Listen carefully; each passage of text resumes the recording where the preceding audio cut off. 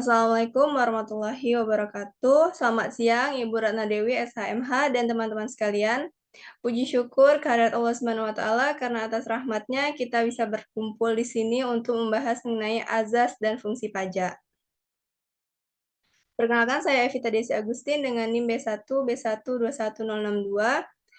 Di sini saya akan memimpin jalannya presentasi hari ini. Adapun anggota kelompok kami yaitu yang pertama Rega Aditya dengan NIM B1 B121003. Kemudian ada Nadila Zulharyani B1 B121083. Kemudian ada Ismi Ladia Putri B1 B121093 dan Rizky B1 B121110. Dalam presentasi ini kita akan membahas mengenai azas-azas pajak dan beberapa fungsi utama pajak. Namun sebelum masuk ke dalam azas dan fungsi pajak, kita harus mengetahui apa itu pajak. Pajak merupakan salah satu sumber pendapatan pemerintah yang digunakan untuk membiayai program dan kegiatan publik, seperti infrastruktur, pendidikan, kesehatan, pertahanan, dan lain sebagainya.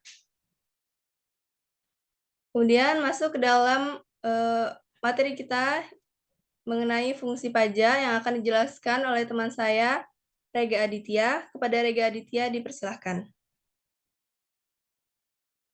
Baiklah, terima kasih moderator. Jadi di sini saya yang pertama akan menjelaskan tentang fungsi pajak sebagai fungsi pendapatan. Yang mana dimaksudkan fungsi pendapatan adalah sebagai sumber pendapatan bagi pemerintah. Pajak ini dikumpulkan dari warga negara dan perusahaan untuk membiayai pengeluaran pemerintah dalam menyediakan berbagai layanan publik. Pendapatan pajak ini dapat digunakan untuk membangun infrastruktur, membayar gaji pegawai negeri, dan menyediakan layanan kesehatan, pendidikan, serta membiayai program sosial lainnya. Selanjutnya, fungsi pajak sebagai distribusi pendapatan. Pajak juga memiliki fungsi dalam mendistribusikan pendapatan secara adil di masyarakat melalui sistem perpajakan yang progresif, di mana semakin tinggi pendapatan seseorang, maka tinggi pula persentase pajak yang harus dibayarkan. Hal tersebut bertujuan untuk mengurangi kesenjangan ekonomi antara kelompok masyarakat yang kaya dan miskin. Dengan cara ini pula, pajak dapat membantu mengurangi ketimpangan sosial dan meningkatkan keadilan ekonomi. Kemudian fungsi stabilisasi ekonomi. Pajak juga memiliki peran dalam menjaga stabilitas ekonomi suatu negara. Pemerintah dapat menggunakan kebijakan perpajakan untuk mengendalikan inflasi, mengatur tingkat konsumsi dan investasi, serta merespon perubahan dan siklus bisnis. Misalnya, pemerintah dapat menaikkan pajak pada barang-barang mewah untuk mengurangi konsumsi berlebihan dan juga mendorong tabungan. Selain itu, pajak juga dapat digunakan sebagai instrumen fiskal untuk mengatasi defisit anggaran dan mengendalikan pertumbuhan utang negara. Saya kembalikan kepada moderator. Baiklah, fungsi selanjutnya akan dipaparkan oleh teman saya, Nadila Zulharyani. Baiklah, terima kasih. Selanjutnya adalah fungsi pajak sebagai regulasi.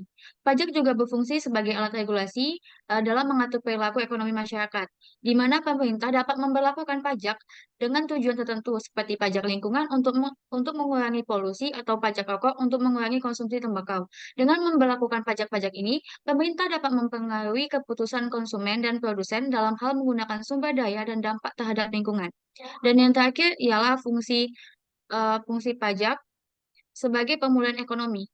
Dalam situasi krisis ekonomi atau resesi, pajak dapat digunakan sebagai instrumen pemulihan ekonomi. Pemerintah dapat memberlakukan kebijakan potongan pajak atau pengurangan tarif untuk mendorong konsumsi dan investasi. Hal ini bertujuan untuk meningkatkan permintaan agregat dan memulihkan pertumbuhan ekonomi yang melambat. Sekian, terima kasih. Saya kembalikan ke moderator. Baiklah, kemudian mengenai asas-asas pajak akan dijelaskan oleh Ismi Ladia Putri. Pada Ismi, saya persilahkan. Terima kasih moderator. Baiklah, di sini saya akan menjelaskan mengenai asas pembenaran pemungutan pajak oleh negara dan juga asas pembagian beban pajak, di mana asas pembenaran pemungutan pajak oleh negara ini bisa disebut juga dengan asas Rex filosofis, karena asas ini mencari dasar pembenar terhadap pengenaan pajak oleh negara. Nah, di sini juga merujuk kepada prinsip-prinsip atau dasar hukum yang digunakan untuk membenarkan tindakan pengumpulan atau pemungutan sesuatu, terutama dalam konteks perpajakan dan pengumpulan dana publik. Di sini juga melibatkan pemastian bahwa proses pengumpulannya itu sah, adil, dan sesuai dengan hukum yang berlaku. Selanjutnya itu ada yang namanya asas pembagian beban pajak, di mana asas ini berbeda dengan yang tadi karena di sini pembenar pemungutan pajak oleh negara terhadap rakyat. Asas ini membahas mengenai ketidakadilan pembebanan dan penentuan besaran pajak, di mana prinsip-prinsip yang mengatur cara negara membagi beban pajak di antara warganya.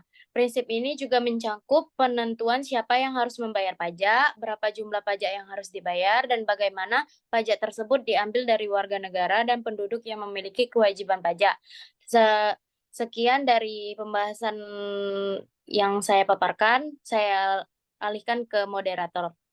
Baiklah, kemudian akan dijelaskan oleh teman saya Rizky. Kepada Rizky, dipersilahkan. Baik, terima kasih atas kesempatannya.